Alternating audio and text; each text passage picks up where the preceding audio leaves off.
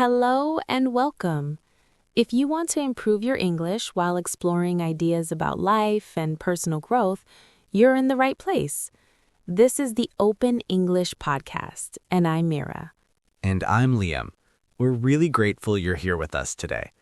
Maybe you're cooking dinner right now, or maybe you're lying in bed scrolling through your 5th different hobby idea this week, wondering what's wrong with you. Spoiler alert, there's nothing wrong with you.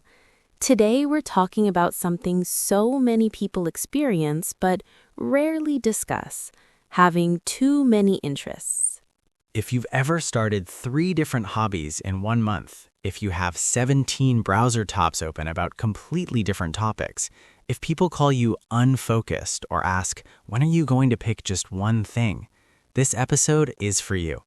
We're going to explore the psychology of multi-passionate people, why society makes you feel broken for being this way, and how to turn what feels like a curse into your greatest strength.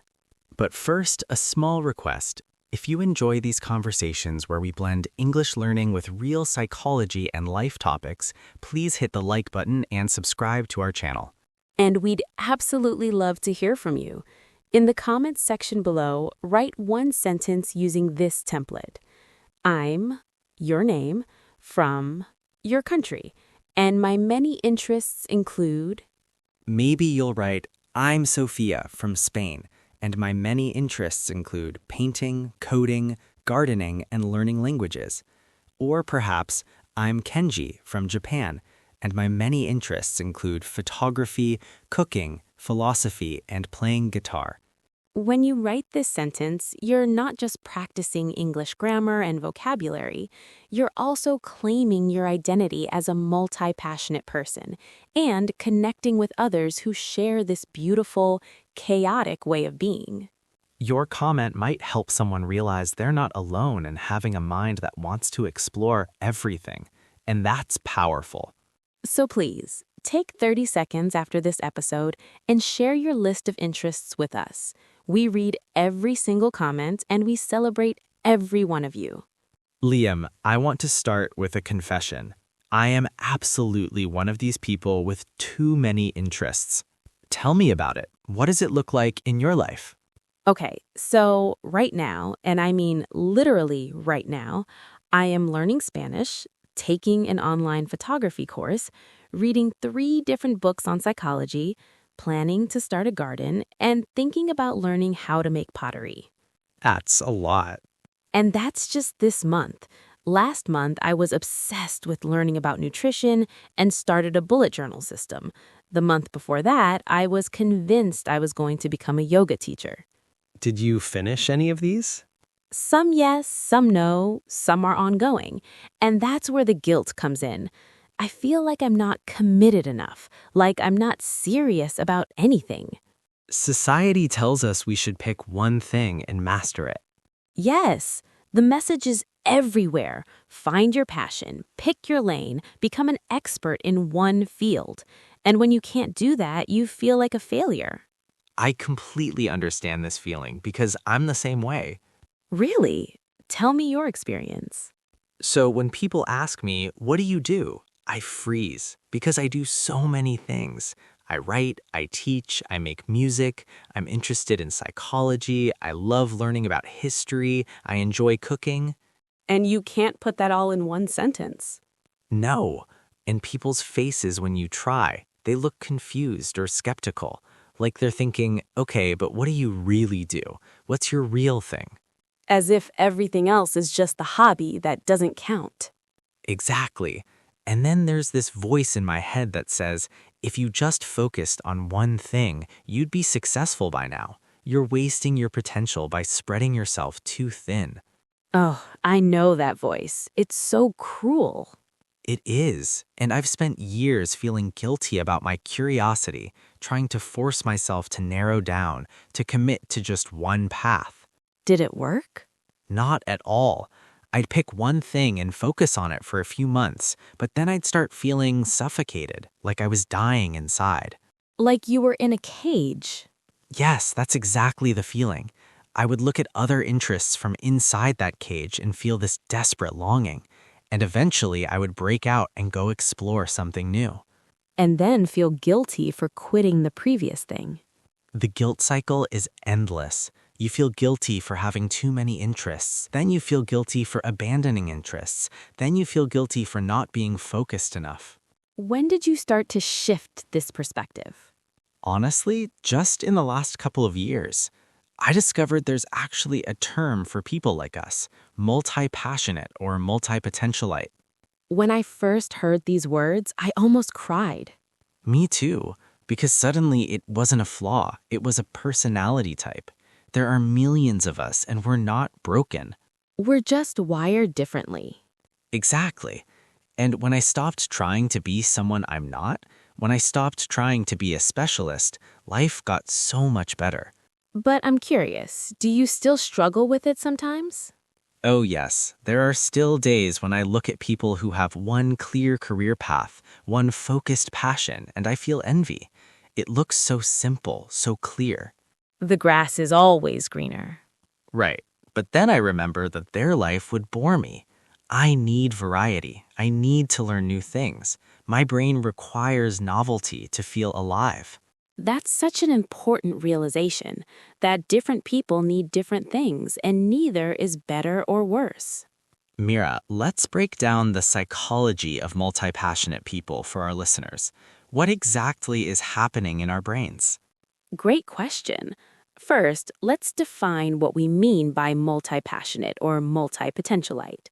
These are people who have many different interests and creative pursuits.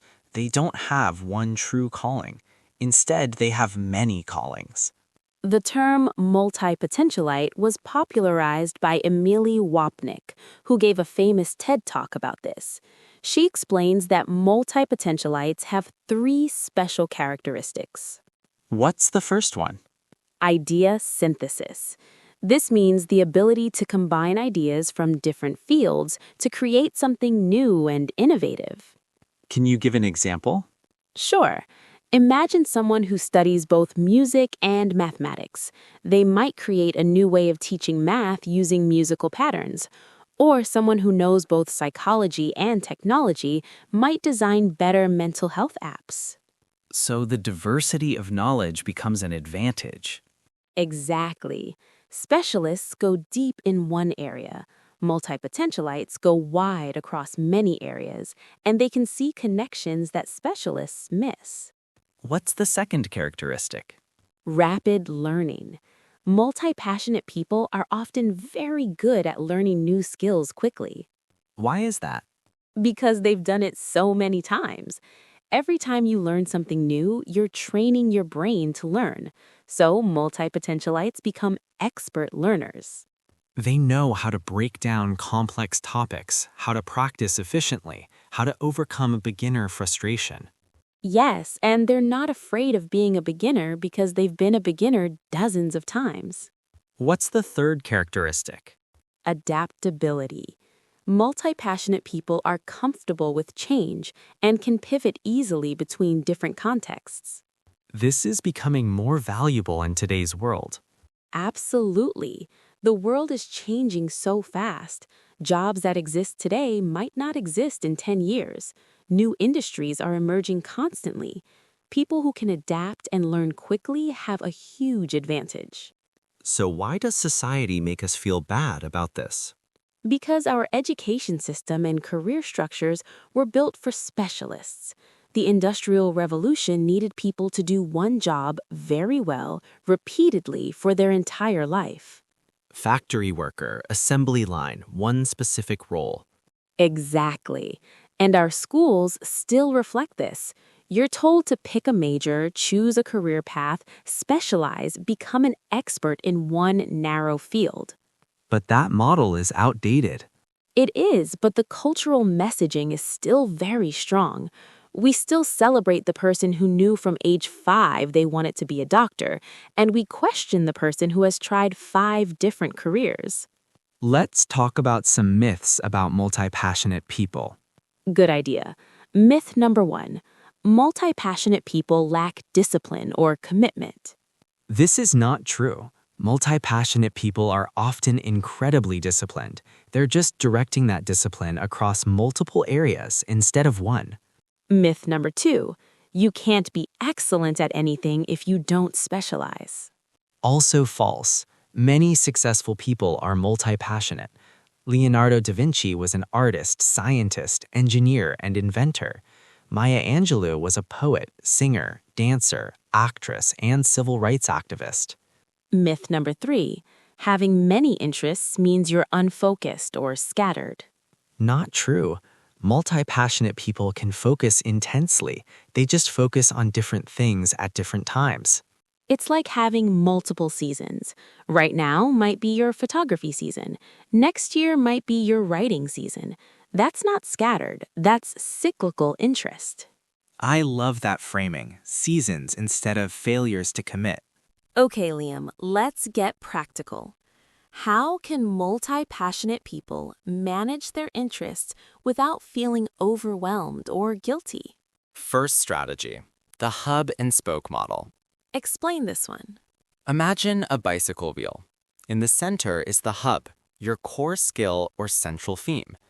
Around it are spokes, your various interests that all connect back to the hub. Can you give a real example? Sure, let's say your hub is helping people communicate better. Your spokes might include teaching, writing, public speaking, podcasting, graphic design, visual communication, psychology, understanding people. So all your interests serve one central purpose. Yes, this gives you freedom to explore different spokes while maintaining a coherent identity and direction. Strategy number 2, the slash career. This is where you embrace multiple identities instead of trying to pick one. So instead of saying, I'm a teacher, you say, I'm a teacher/writer/photographer. Exactly. The slash is your friend. It gives you permission to be multiple things at once. Does this work professionally? More and more, yes. Many people now have portfolio careers where they earn income from several different sources and use different skills. What's strategy number 3? The project-based approach. Tell us about this.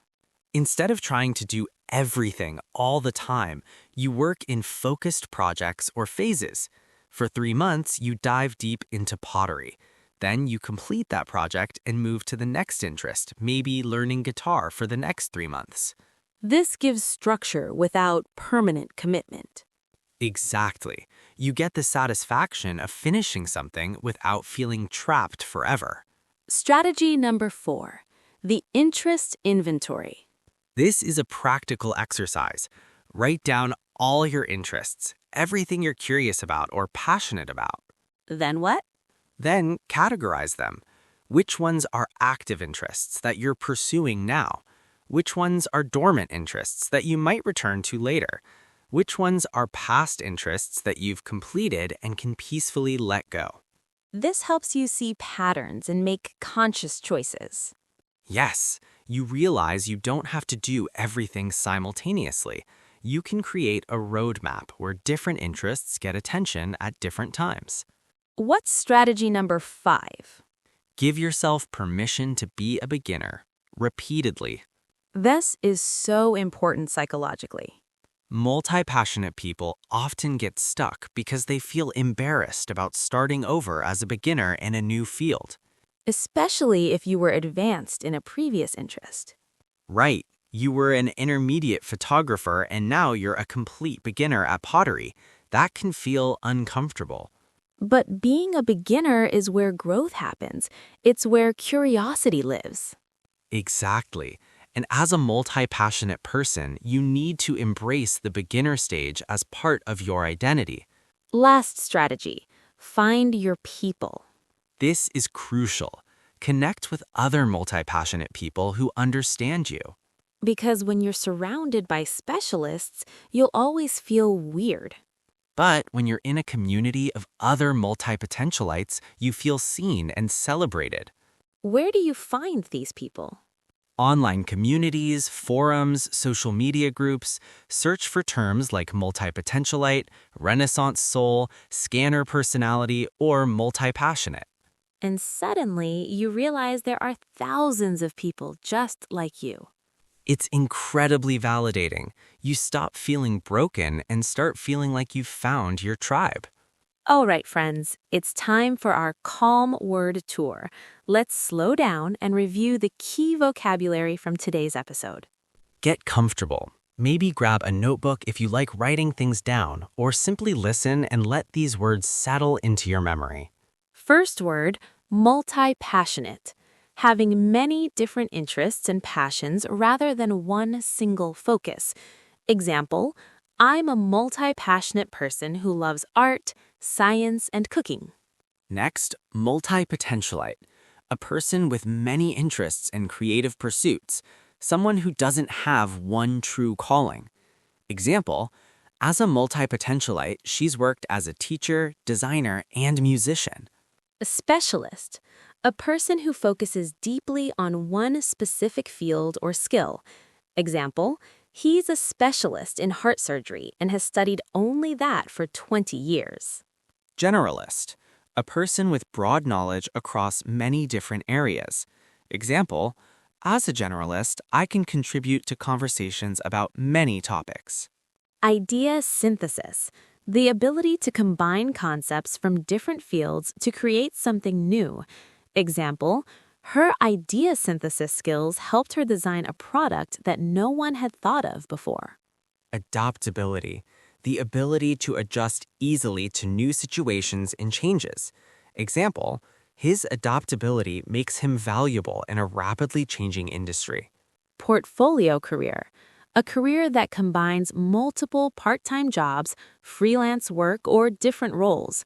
Example, she has a portfolio career as a writer, consultant, and yoga teacher. Slash career, having multiple professional identities often written with slashes. Example, I'm a designer/developer/writer with a slash career. Dormant, temporarily inactive but not dead, capable of being revived. Example, my interest in painting is dormant right now, but I'll return to it later. Last one, beginner's mind, an attitude of openness and curiosity free from preconceptions. Example, she approached learning Spanish with a beginner's mind, ready to make mistakes and learn. Those are your key words for today. Practice using them in your own sentences this week. Well, friends, we've reached the end of our conversation about people with too many interests. If you're a multi-passionate person, I hope this episode made you feel less alone and more celebrated. You are not unfocused. You are not uncommitted. You are not wasting your potential. You are simply wired to explore, to learn, to create connections across different domains. The world needs specialists, yes, but the world also desperately needs people who can see the big picture, who can innovate by combining ideas, who can adapt to rapid change. In other words, the world needs you exactly as you are. Stop trying to narrow yourself down to fit into someone else's definition of success. Your path will look different, and that's not just okay. That's your strength. Maybe you won't have one impressive title or one clear answer to what do you do, and that's perfectly fine. Your life is a mosaic made of many colorful pieces. It doesn't need to be a single color painting. Before we go, please remember to like this episode and subscribe to the Open English podcast. Your support means everything to us. And please share your list of interests in the comments using the template we gave you. Let's create a beautiful collection of multi-passionate humans from all around the world. This was the Open English podcast. I'm Liam. And I'm Mira. Stay curious, keep exploring, and remember, you're under construction, and that's beautiful. Bye for now. Bye for now.